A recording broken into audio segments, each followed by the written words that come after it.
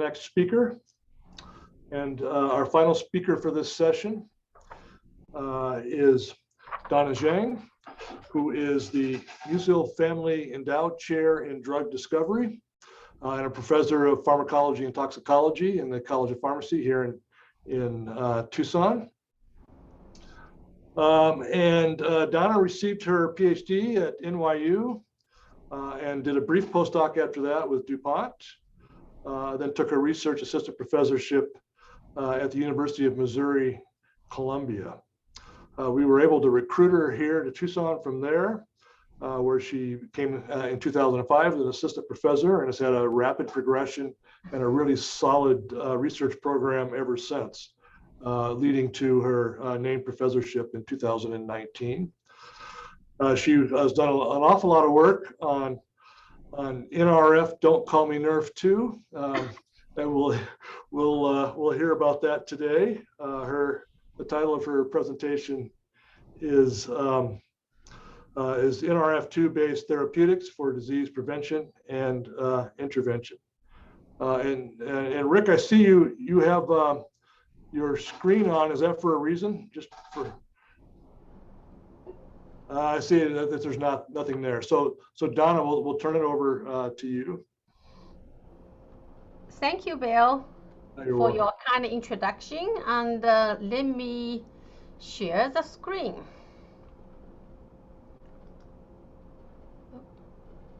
Hold on. Pushing.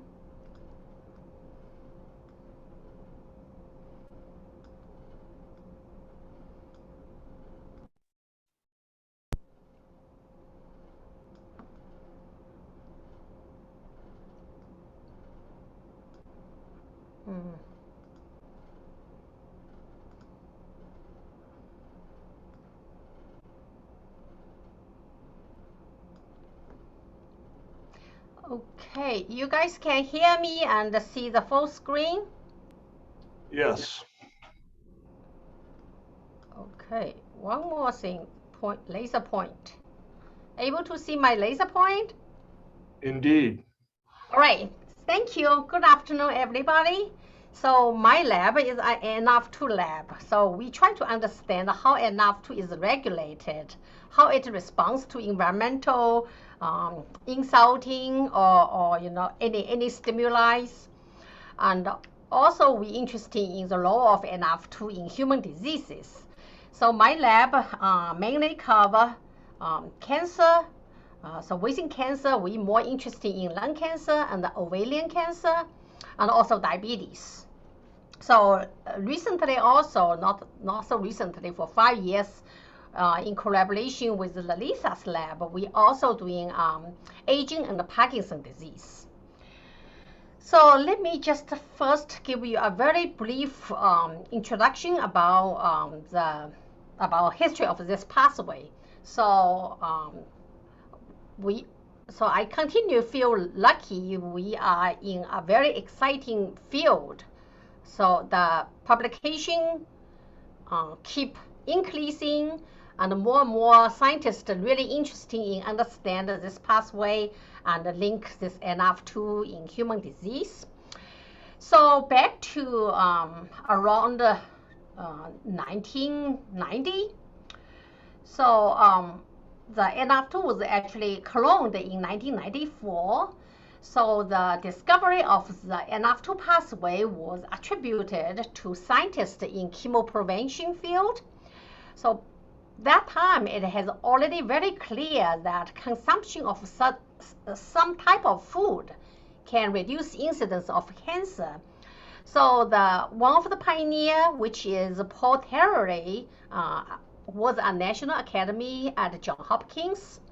So his lifetime is to study how to use chemical compounds or dietary compounds to prevent cancer.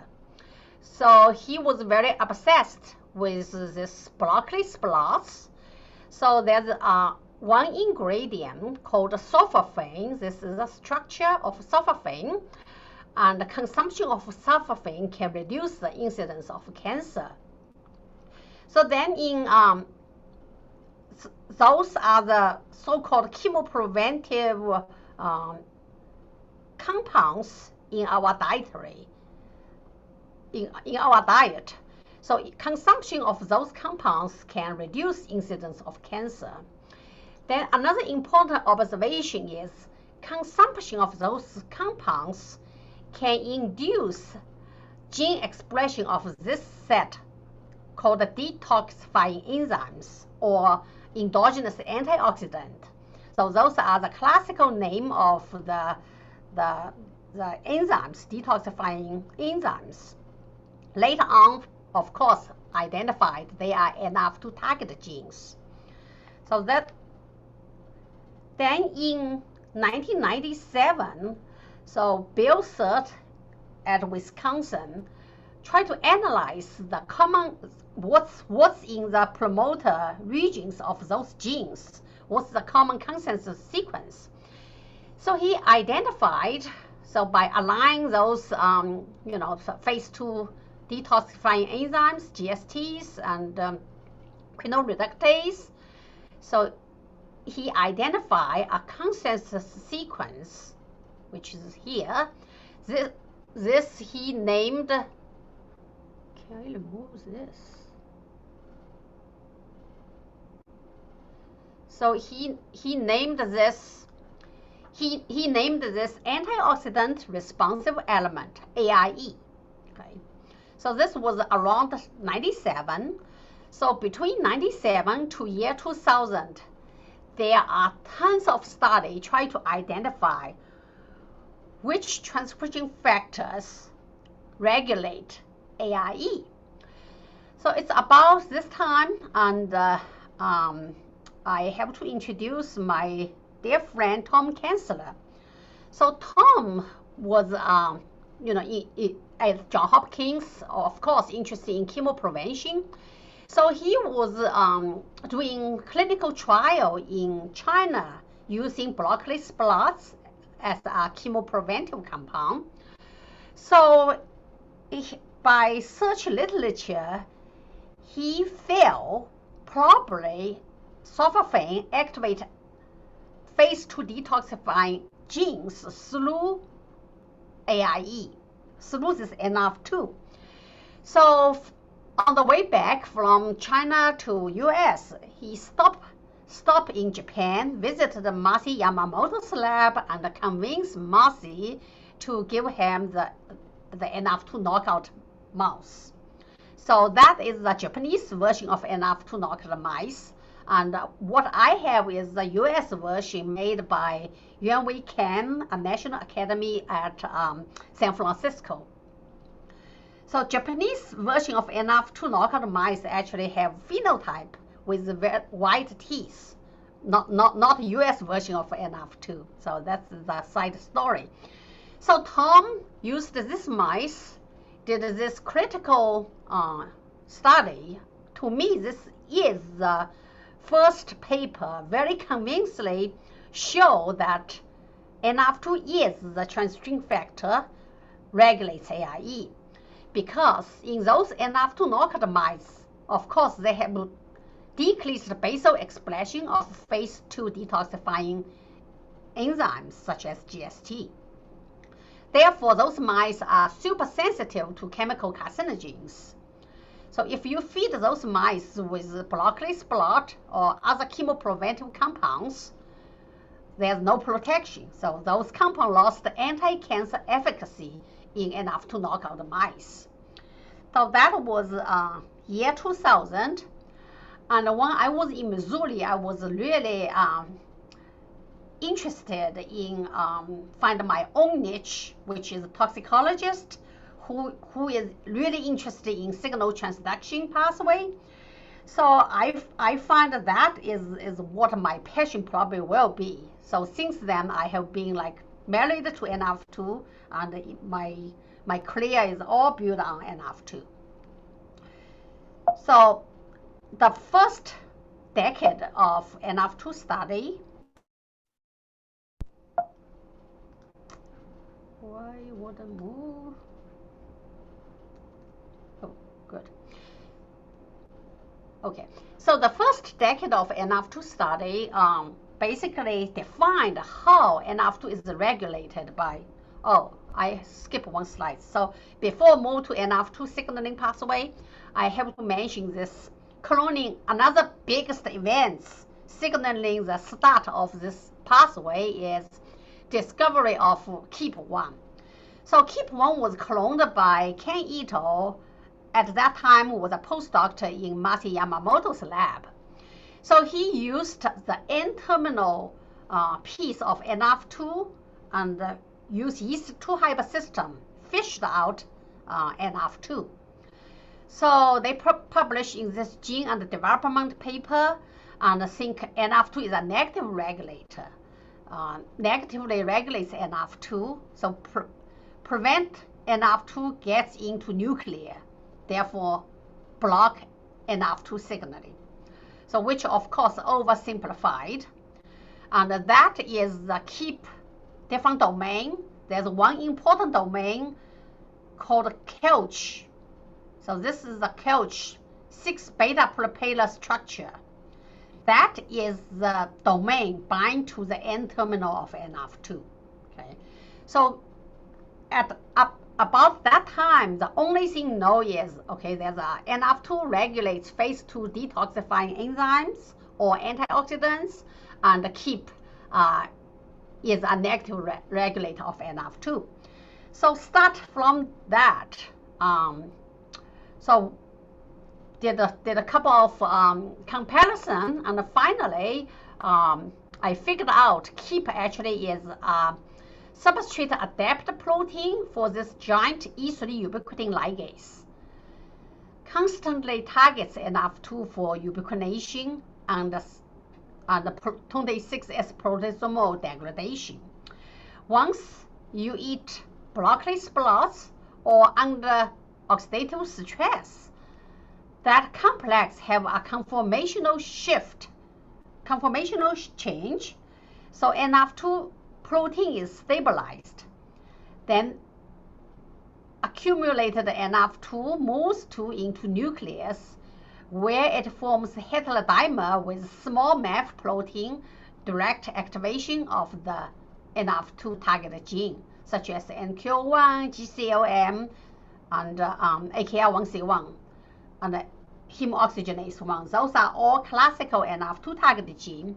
So that was nicely done in the first decade of NF2 field.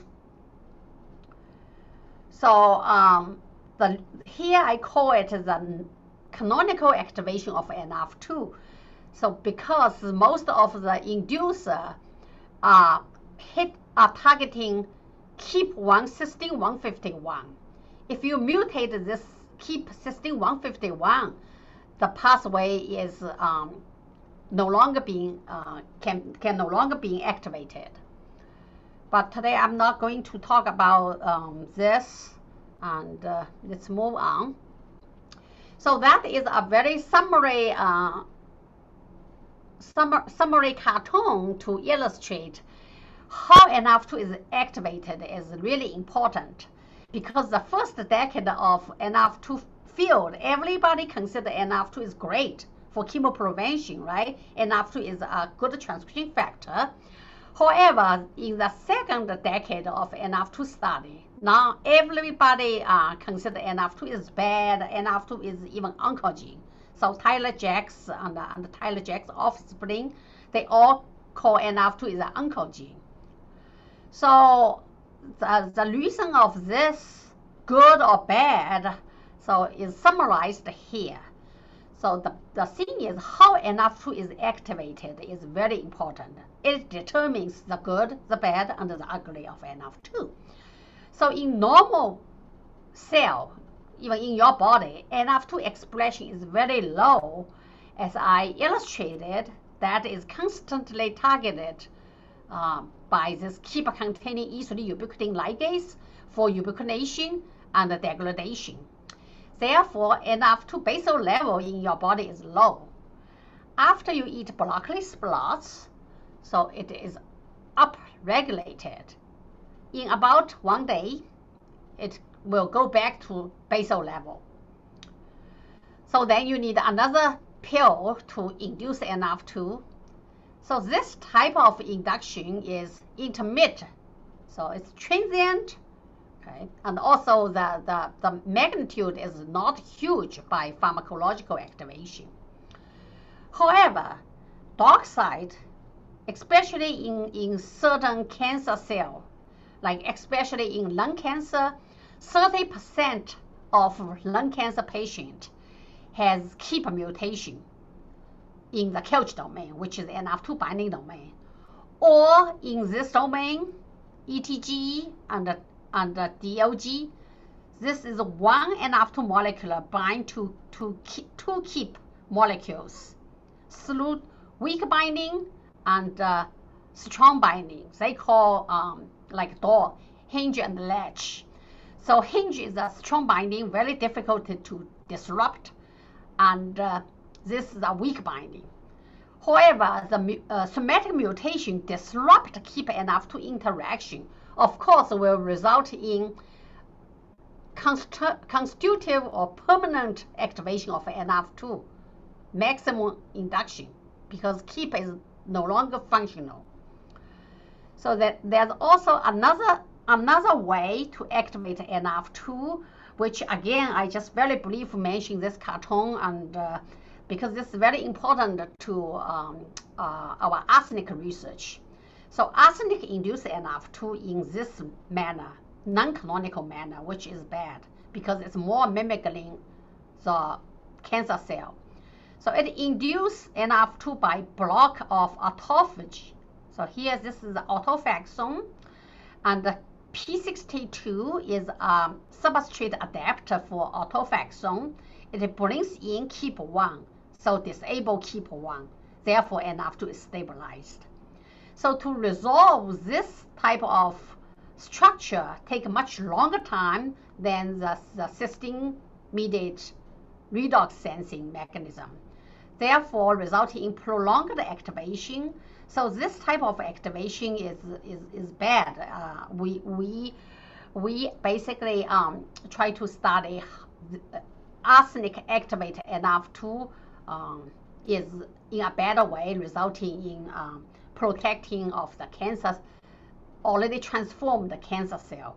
Therefore, arsenic is a human carcinogen, and very recently we just published arsenic promoting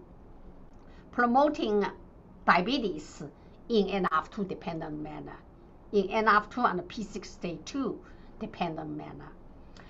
So that is the all about the signaling mechanism of NF2 control. So from now, I'm going to just talk about the function. So of course, the first decade, most medicinal chemistry lab who are interested in NF2 is looking for NF2 activator, right? There's tons of NF2 activator has been reported, and some are lots of course, nature product. And most of the NF2 inducer identified, you can tell they are electrophile. So they hit KEAP cysteine 151. I will come to this point. It's good or bad.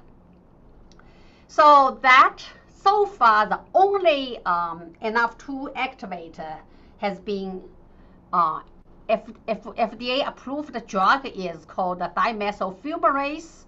Okay. So this is used to treat relapsing multiple sclerosis. Right. This is the only FDA-approved drug that has been claimed to induce NF2, which is quite a very weak inducer. So then sulforaphane, as the history already, tell you that sulforaphane from broccoli sprouts have chemopreventive activity. So there's so many clinical trials to test the function of sulforaphane in different indications. And another very, very potent and also very, very toxic compound is CDDO, developed by Michael Spohr at Dartmouth University. So that one has actually failed the clinical trial. Reata is the company that only use this compound, so they call it bordoxolone. So failed the clinical trial, they reduce dose and they use different indications, so still continuing the clinical trial. And those are the compound we identified from diet or from Chinese herb that are NF2 inducer. So for NF2 inducer, I collaborate with Georg Wendrak. So he is a good guy. Inhibitor, I collaborate with Eli Chapman, a bad guy, try to inhibit NF2. So with collaboration with Georg, we identified cinnamon aldehyde from this, and Bixen, and also another compound from this Chinese herb, able to induce NF2. Then all those red are the animal model we have. So for like colon cancer prevention, we published many papers, and also can help to alleviate acute pulmonary injury, and also can prevent development of NASH, and also liver cirrhosis.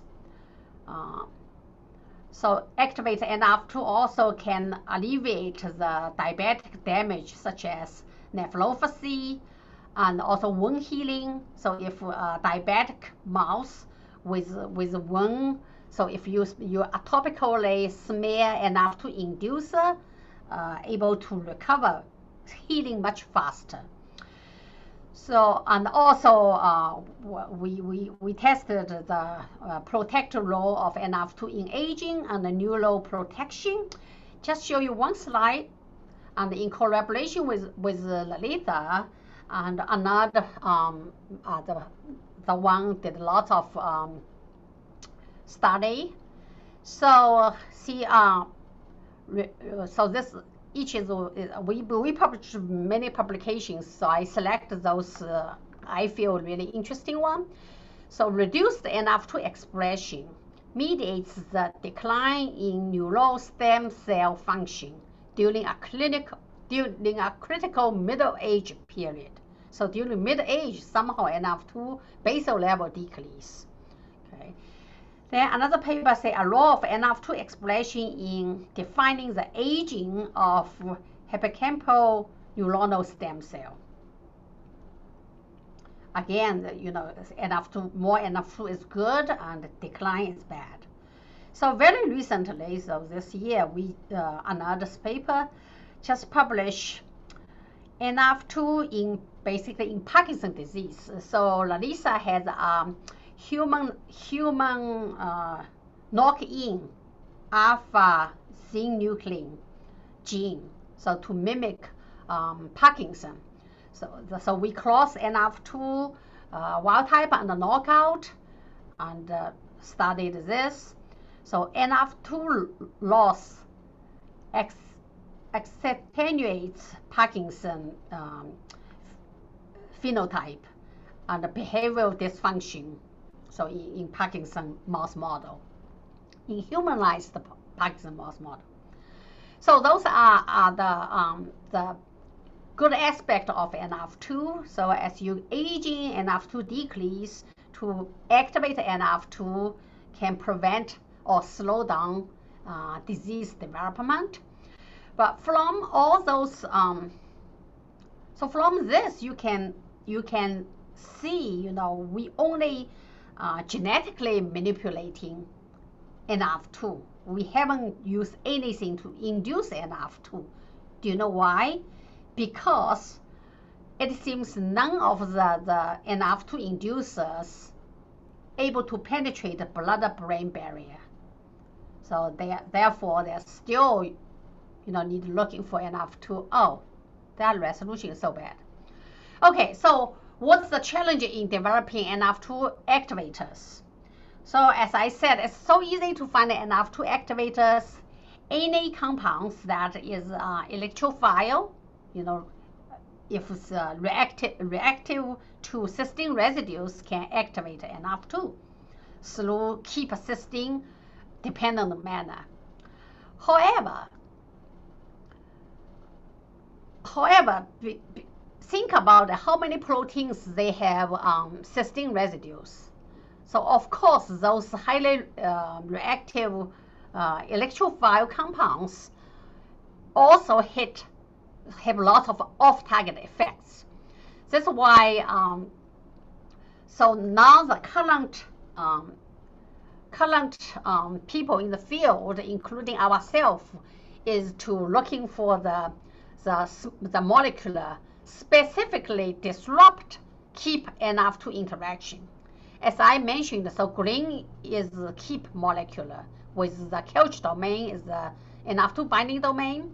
So 2 CALCH bind to the N-terminal unstructured NF2 domain, and there's a strong binding contain ETGE and a weak binding DLG.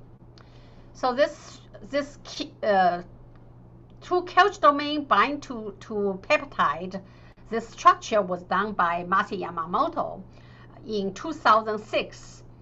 So of course, as soon as those structure published, we quickly published 2 very important papers indicating P21, which is P53, downstream target gene P21, or another is P62, this non-canonical activation of NF2.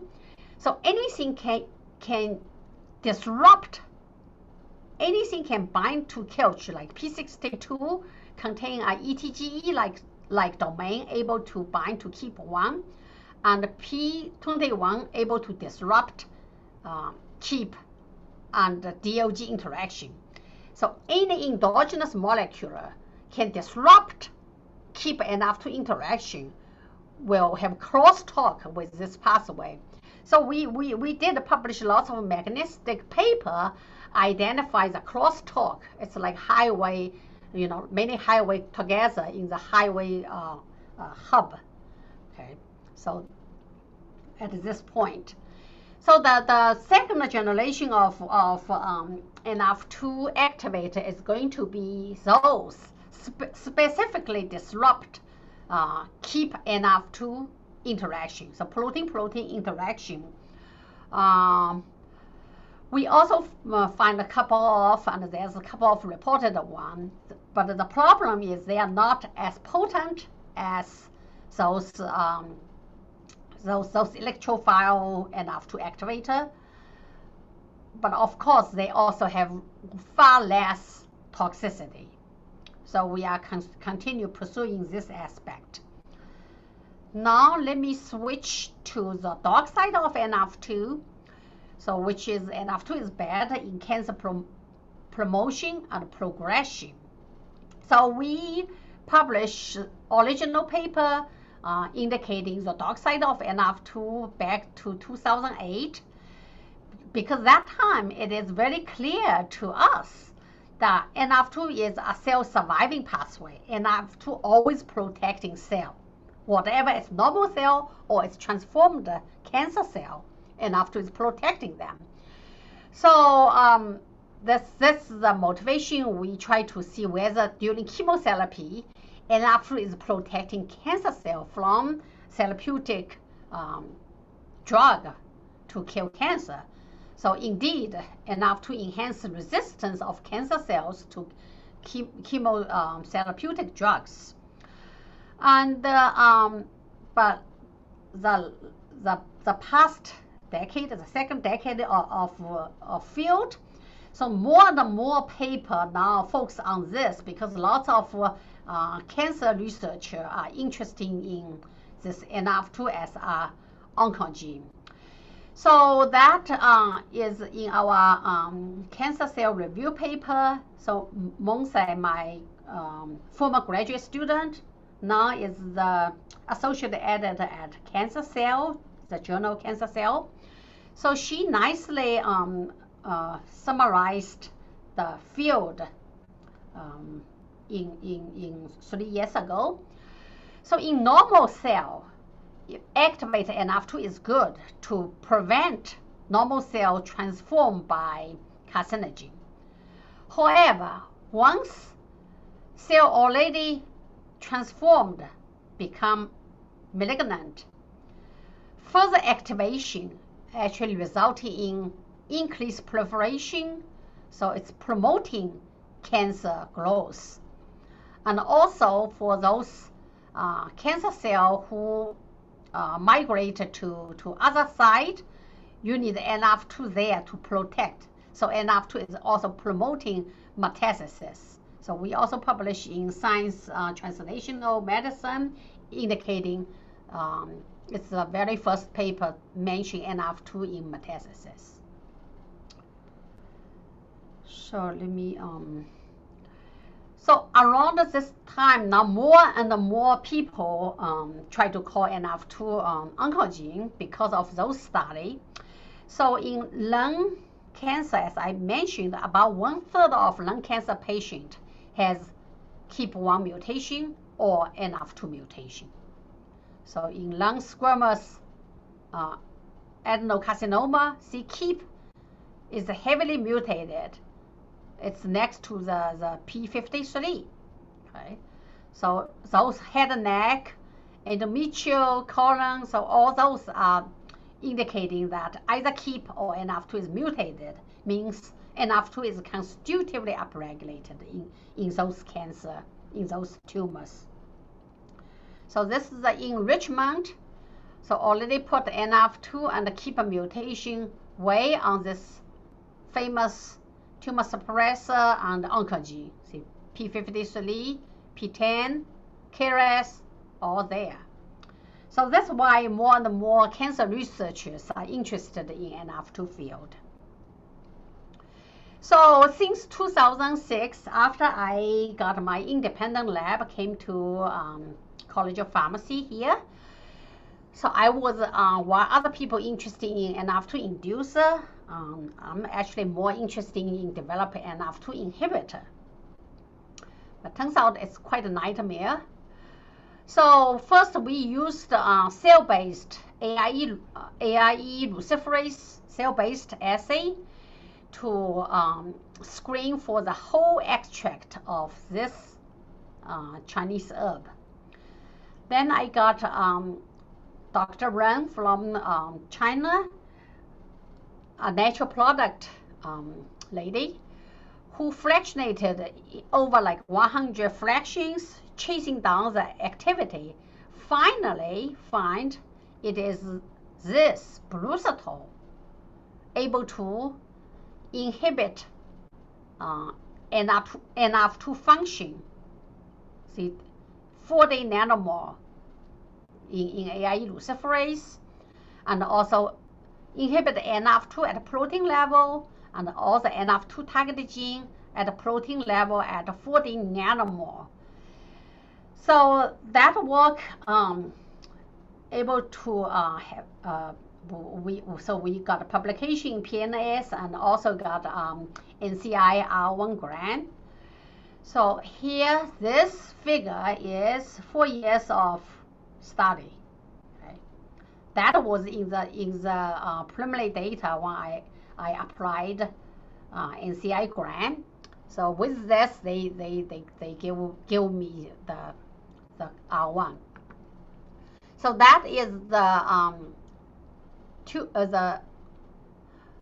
Xenograft, A549 Xenograft figure. So without any treatment, its tumor growth reached to 800 square millimeter. And Brusatol or cisplatin, which is the classical conventional chemo drug, right? Cisplatin is here. And 5 doses, then 1 week resting, then another 5 doses. See, tumor shrinking. So that from here to here is called a sensitization, right? So it's quite convincing. Then in this grant, NCI grant, so we use Tyler Jack's KRAS G12D and use the specific lung clear cell specific promoter, CCSB, CRE, cross them to induce lung cancer. So in untreated group, all those mice are dead at 11 months. single treatment, so about 10 to 20% survived almost nearly 2 years lifetime of mouse. Co-treatment, Brusatol plus cisplatin,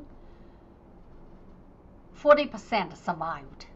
So that is the idea. During chemotherapy, you want to use NF2 inhibitor as an adjuvant to sensitize cancer cells to chemopreventive compounds.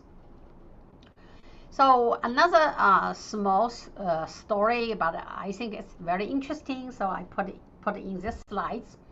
So at that time, the science editor published a paper, okay, trying to explain how a person got cancer. So 3 cases. One is the person exposed to environmental carcinogen. Okay. Second is the person had a bad parents, give you bad genetic. So oncogene or tumor suppressor gene has mutation. Third, actually they said it's 2/3 of people, it's just unluck. Just stem cell during replication and randomly hit mutation in important oncogene or tumor suppressor gene resulting in cancer. So third case, we cannot do anything. But that time, my lab had well established with chemical carcinogen model and genetic model. So I was thinking about it's really interesting, so let's do it. So this side is chemical carcinogen model, Asian mouse, super sensitive to vinyl carbamate. Just 2 injections will induce lung cancer. So we also, give either activate or inhibit NF2 by giving sulforaphane or inject the sulforaphane or Brusatol.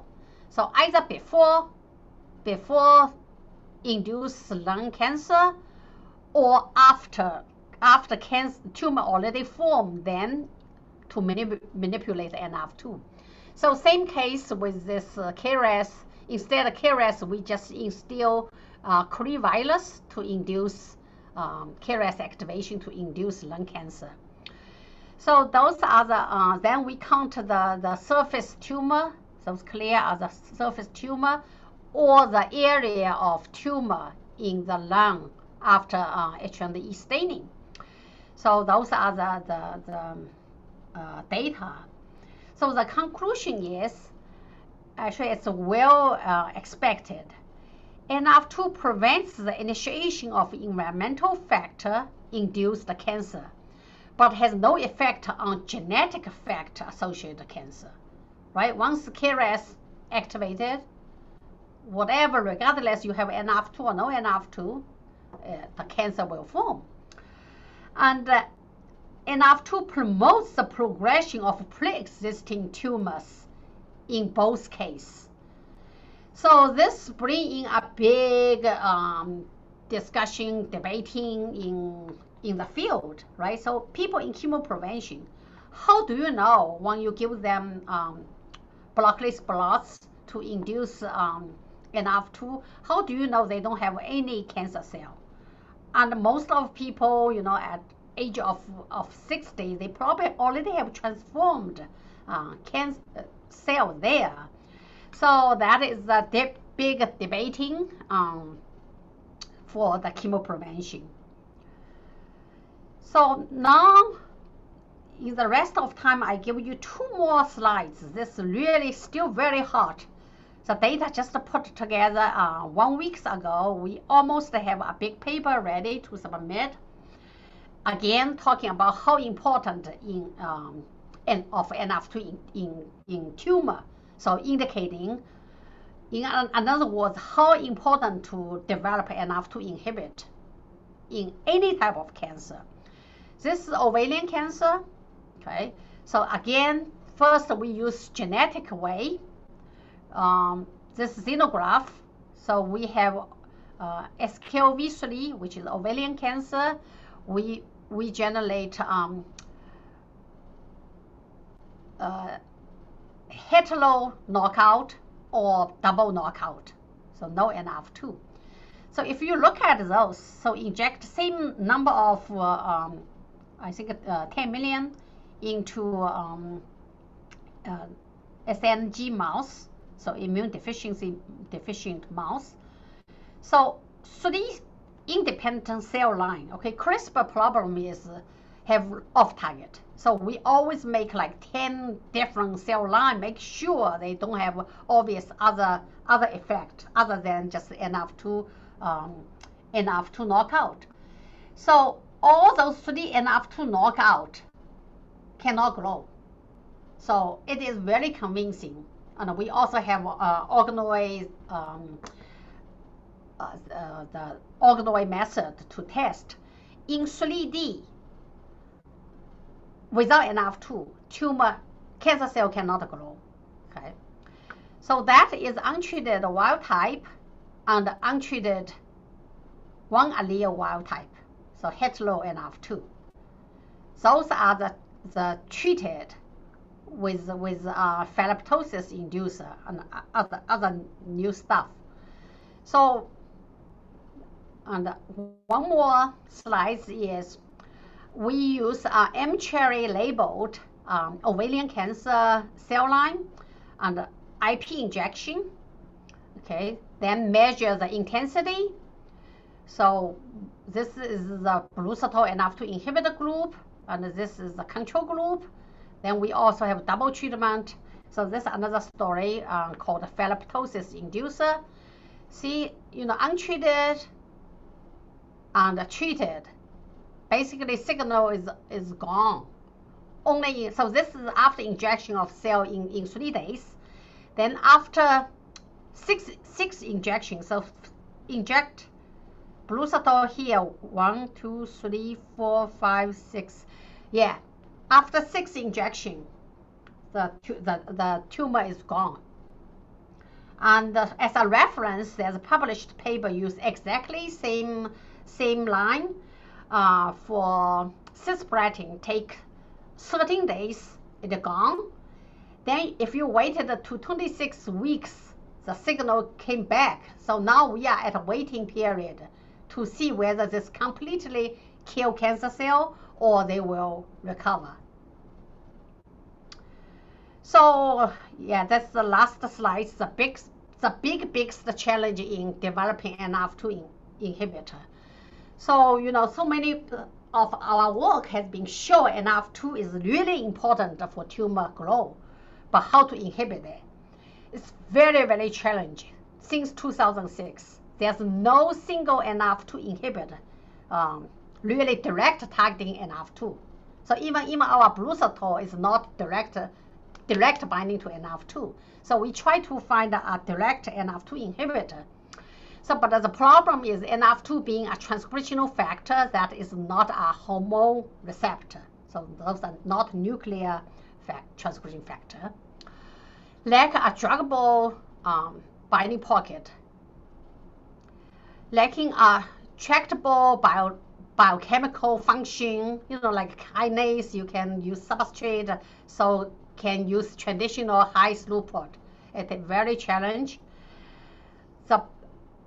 The problem is NF2 is an intrinsically disordered protein. So you can use bacteria to culture it.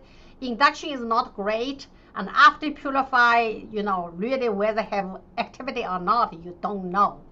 That's why there's no structure of NF2 either alone or in complex with KEAP1 or whatever. The 2-keep bind to NF2 peptide. That's the only structure Yamamoto made. And no NF2 small MAF AIE structure either. So we still working on this, and NF2 just not very well behaved. So I have been tortured by NF2 for 20 years, and of course also very rewarding. So no complaint. So this is the really last slides to summarize, because I tell too much story, so really nothing to summarize. So in this review article by Monsai very clever put in the NF2 in the center. To us, NF2, of course, is the center. It participates in every single aspect of the hallmark of cancer. So finally, acknowledge slides. I'm very fortunate to have outside collaborator and also internal collaborator. And good guy, bad guy, ugly guy. And my group, July 4th, we had a party at my house. So with that, I'm ready to answer your questions. Thank you, Donna. It's very exciting new results. Thank you. Looks like we have a question from Petra. Go ahead. Maybe go ahead and stop sharing too. Hello, can you see me? Hi. Very interesting talk. It seemed to be that this protein is a two-sided sword. So that means when you inhibit it, you block practically the self-repair of the healthy cells. But when you not inhibit it, then the cancer cell can grow. So it's a really, really difficult task. So my question is now, have there been, how big is actually NF2? NF2 is 66 kilodalton. However, it even migrate as 110. So that has been a really big challenge. Lots of lab looking at the wrong band.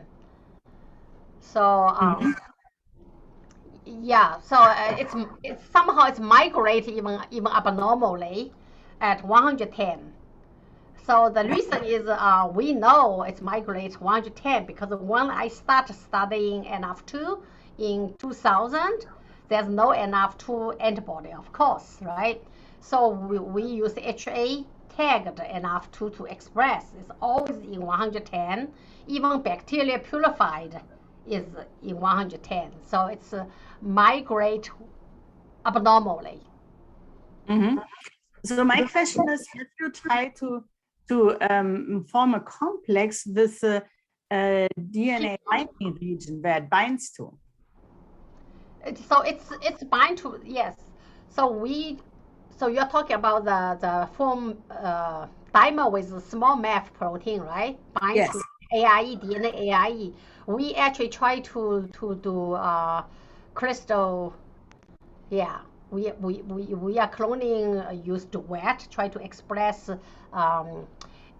NF2, actually one domain, and NEH1 domain, which form heterodimer with small MAF, and then use AIE to pull down. So one of my graduate students is working on that. Yeah, because I think this might be the only chance to get a structure, either with cryo-EM or with crystallography, to form essentially the big complex. Because in a form where it binds to the right. So yes, DNA, it might be transiently folded. Really good suggestion. So another structure we wish to do is, because the Masi Yamamoto only have this 2 couch domain bind to the. So we try to use NMR to do. We try to use NMR to do cryo-EM to do big structure of this E3 ubiquitin ligase with KEAP1, NF2, Curlin3, and RBX. But it's super challenge. Okay, maybe we can talk later. Sure, yeah, great. Yeah.